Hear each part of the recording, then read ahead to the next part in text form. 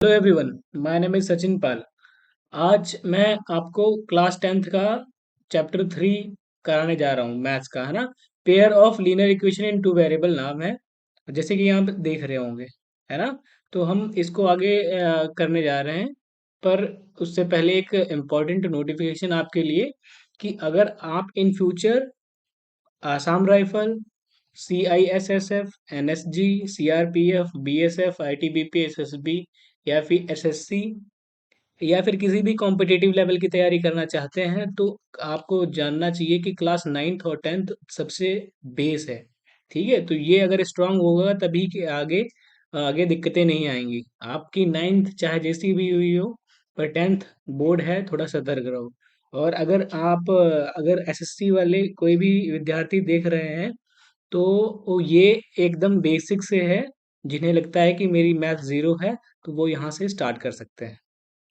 ठीक है, तो चलो आगे बढ़ते हैं। क्या करते हैं, इंट्रोडक्शन। पहले हम क्या करते हैं कि इंट्रोडक्शन करने में हम इसमें ये करने वाले हैं कि पहले हम पूरा इसका कॉन्सेप्ट देखेंगे। कॉन्सेप्ट के बाद हम क्वेश्चंस करेंगे।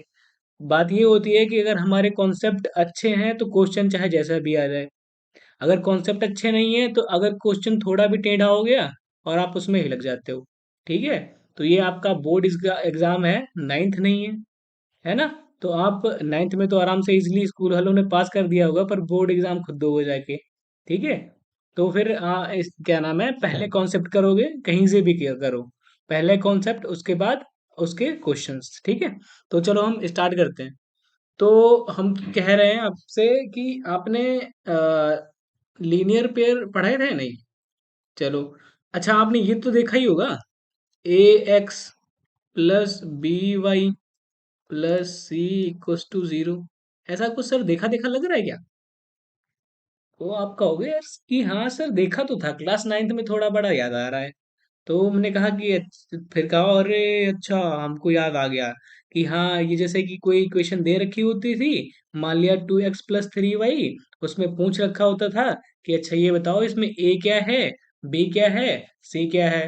तो हमने कहा चलो ठीक है, बता देते हैं। हमने इजिली बता दिया कि जैसे कि इस हमने बता दिया x के आगे क्या है, x का कोफिशिएंट a है। इसी तरीके का a की वैल्यू हमने बता दी थी 2 है, और b की वैल्यू बता दी थी 3 है, और c की वैल्यू बता दी थी हमने -5 है ना। ये हमने वैल्यू बता दी थी। पहले हमने क्लास 9th में सारी का चीजें कर रखी हैं। ठीक है, तो ये चीजें तुम्हें ध्यान होनी चाहिए। तो आपने कहा कि सर ठीक है, इतना तो हमें समझ में आ गया, पर ये बताओ कि लीनियर पेयर इन टू वेरिएबल का मतलब क्या होता है, एकदम डिटेल में समझाओ। मैंने कहा ठीक है, आपको डिटेल में समझाते हैं। तो हमने कहा कि चलो ठीक है, आप ये बताओ इसमें ए और बी क्या है। क्वेश्चन तो ये भी बनता है कि सर हमने AX+BY+C पढ़ तो लिया, पर इसमें ए क्या है, बी क्या है, सी क्या है, एक्स क्या है, वाई क्या है। तो आप इसमें पढ़ोगे, इसमें क्या पढ़ोगे कि बाय चांस हमने ये बना तो लिया AX+BY+C, पर इसकी कोई कंडीशन है। तो मैंने कहा हाँ ठीक है, तो ये बहुत मोस्ट इंपॉर्टेंट है, कॉपी में डाल लेना। क्या? कंडीशन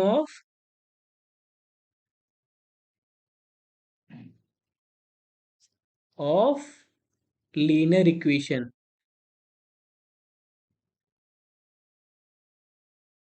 क्या? हमने कहा कंडीशन ऑफ लीनियर इक्वेशन क्या है। तो आप कहोगे सर हमने पढ़ा तो नहीं है, आप ही बता दो। तो मैंने कहा ठीक है, लो बताते हैं हम।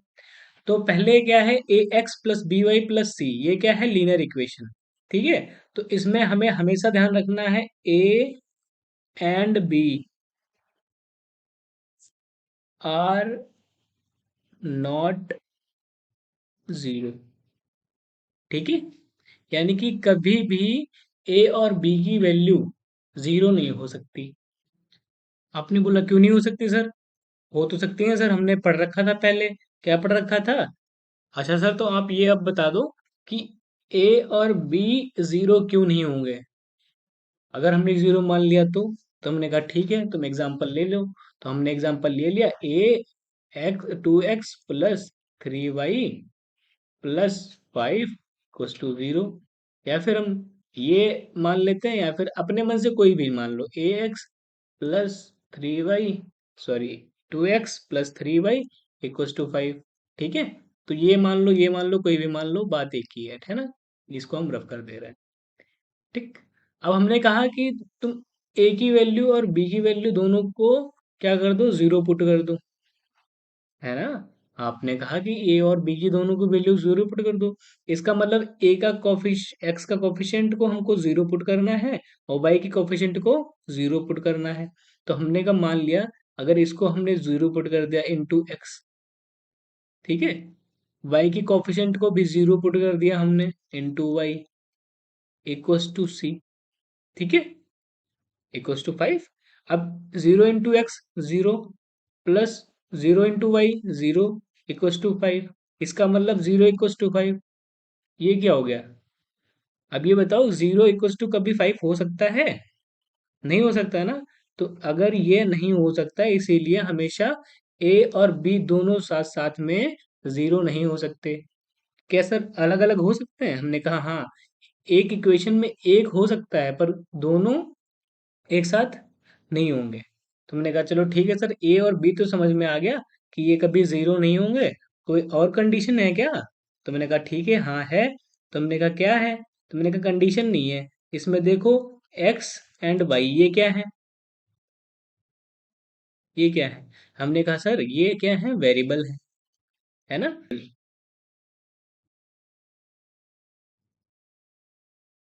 अच्छा, तो ये सर वेरिएबल होते क्या हैं? हमने कहा अच्छा, एक नए पेज पे स्टार्ट करते हैं, है ना। तो पहले क्या कंडीशन पड़ी थी, A and B both are not equal to zero, है ना, both are not equal to zero, and X and Y is variable. अब सर ये वेरिएबल का मतलब बता दो क्या होता है। हमने कहा ठीक है, आपने क्लास नाइन्थ में एक्स प्लस वाई अगर कोई इक्वेशन दे रखी होती थी, ठीक है, फिर आपसे पूछा जाता था कि ये बताओ कि ये एक्स और वाई वाई के सॉल्यूशन क्या है। ठीक है, तो हम क्या करते थे, put X equals to zero, ठीक है, तो y क्या निकाल लेते थे, y इक्वस टू 5। ठीक है, और अगर y इक्वस टू 0 पुट कर दिया तो हमने x इक्वस टू 5 निकाल लिया। ऐसे किया करते थे नहीं, x की कुछ वैल्यू पुट कर देते थे और y निकाल लेते थे, y की कुछ वैल्यू पुट कर देते थे और x निकाल लेते थे। इसका मतलब क्या हुआ, हम कुछ भी पुट कर दे रहे हैं और किसी एक की वैल्यू निकाल ले रहे हैं, है ना। तो ये इसे कहते हैं वेरिएबल, वेरी कर सके, है ना। जैसे जोंक देखी है ना आपने, कभी इतनी लंबी, कभी इतनी लंबी, कभी इतनी लंबी, है ना। तो सबका अपना अलग अलग अलग वेरी करती रहती है, तो उसे उसे वेरिएबल भी कह सकते हैं। ऐसे इस तरीके से इसमें ये भी वेरी करता है, कुछ भी लिख सकते हैं, 1 2 3 4 5 6 7, तो इसको भी वेरिएबल कह दिया हमने, है ना। तो ये चीज ध्यान रखना। तो हमने कहा सर, आप तो ये कह रहे थे कि हम आपको पेयर ऑफ लीनियर इक्वेशन पढ़ाएंगे, पर आप पढ़ा रहे हैं लीनियर इक्वेशन, लीनियर इक्वेशन। तुमने कहा ठीक है चलो, अब सही एकदम मायना देखो पेयर ऑफ लीनियर इक्वेशन का मतलब।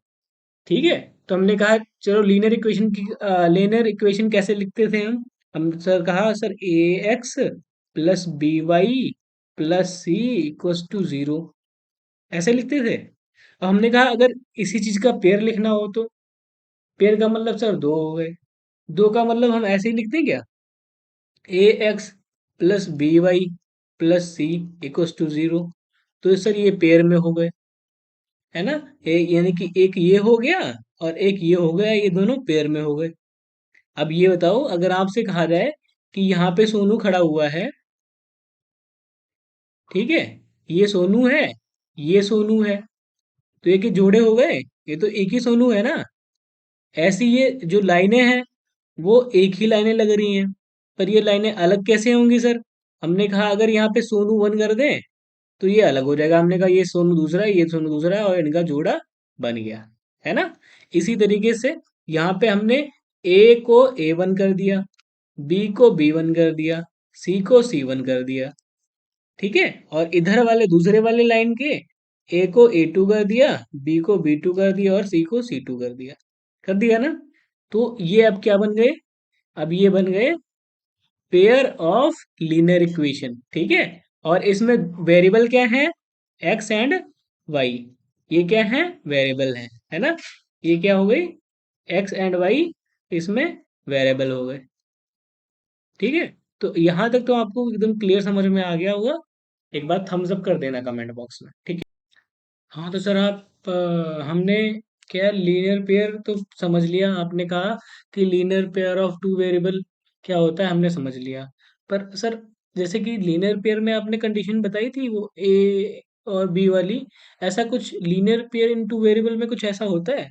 मैंने कहा कुछ ऐसा तो नहीं होता, पर कुछ सिमिलर होता है। तो मैंने कहा सिमिलर क्या होता है सर बताओ, थोड़ा टेंशन बढ़ा दे रहे हो।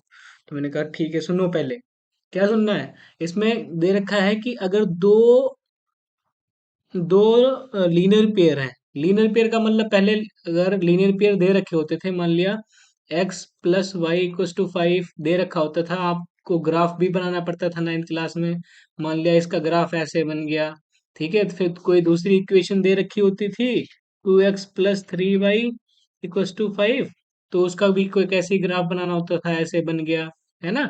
तो हमें इसमें क्या होता है, इसमें क्या ही देखना है, हमें देखना है आखिर अगर दो लाइनें किसी प्लेन में बनती हैं तो कौन कौन सी कंडीशन हो सकती है ना। तो अगर टू लाइन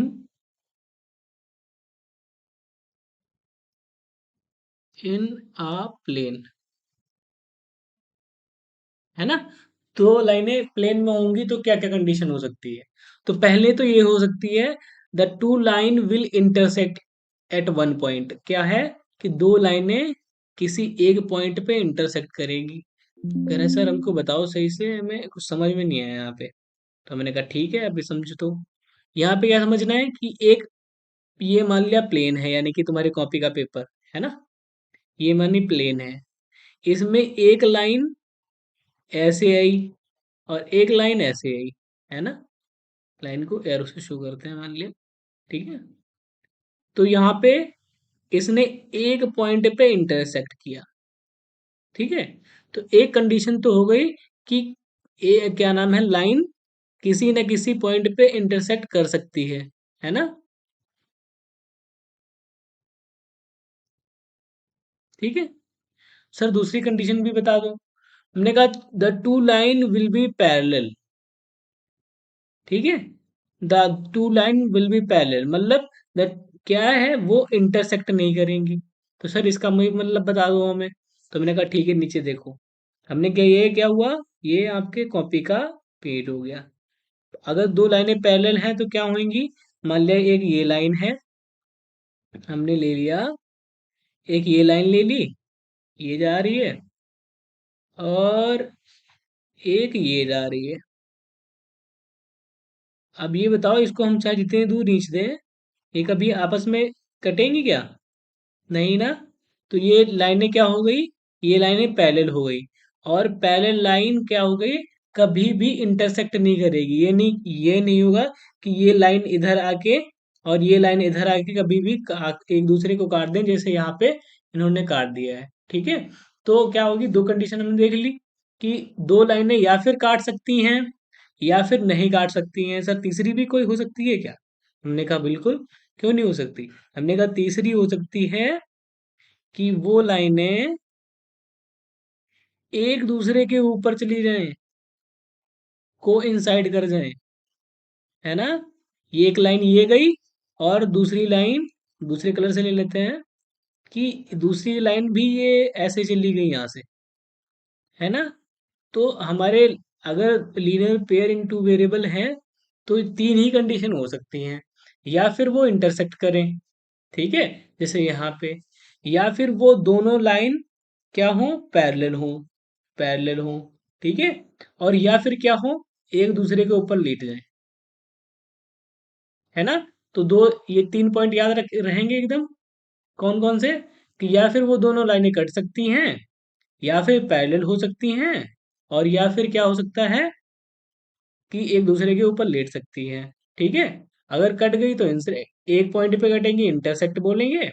अगर इंटरसेक्ट नहीं हुई तो पैरेलल बोलेंगे। और अगर क्या नाम है, कोइंसाइड हो गई यानी कि एक दूसरे के ऊपर लेट गई, तो उसे क्या कहेंगे, को को इंसिडेंट और कोइंसाइड, ठीक है। सॉरी सॉरी, यहाँ पे हमेशा को इंसिडेंट ही होगा, को इंसाइड नहीं होगा, है ना। माई मिस्टेक, पर आप यहाँ पे ध्यान रखना, को इंसिडेंट ही होगा, को इंसाइड नहीं होगा। वो दूसरे वो सर्किल चैप्टर में है, वो अगर आएगा तो आगे बताएंगे आपको, ठीक है। चलो। हाँ तो चलो हम एक बार और देख लेते हैं, क्या देखा था हमने। दो लाइन या फिर इंटरसेक्ट करेंगी, या पैरेलल होंगी, या कोइंसिडेंट होंगी। इंटरसेक्ट करेंगे तो सिर्फ एक पॉइंट पे, ठीक है। दूसरा क्या होगा, अगर पैरेलल होंगी तो कहीं भी जाके इंटरसेक्ट नहीं करेंगी, चाहे जितनी लंबी लाइन ही खींच लो, कितनी भी लंबी खींच लो, कभी भी इंटरसेक्ट नहीं करेंगी, है ना। और तीसरा क्या है, ये कोइंसिडेंट है ना, तो ये एक दूसरे के ऊपर पड़ी रहेंगी, है ना। तो ये चीजें ध्यान रखना, क्योंकि आगे इस पे बेस्ड क्वेश्चन काफी आने वाले हैं, ठीक है। और इसके भी कुछ कंडीशंस हैं, वो आगे जाके हम चेक करेंगे। तो अब आगे क्या करेंगे, हम अगले नेक्स्ट लेक्चर में एक्सरसाइज करेंगे, एक्सरसाइज 3.1, ठीक है। और आई होप ये आप लोगों को समझ में आया होगा। अगर बाई चांस नहीं समझ में आया, दोबारा रिपीट करो, डेफिनेटली समझ में आएगा, ठीक है। तो अपने दोस्तों के साथ शेयर करो, और नीडी पर्सन को शेयर करो, और पढ़ते रहो, बढ़ते रहो। जय हिंद।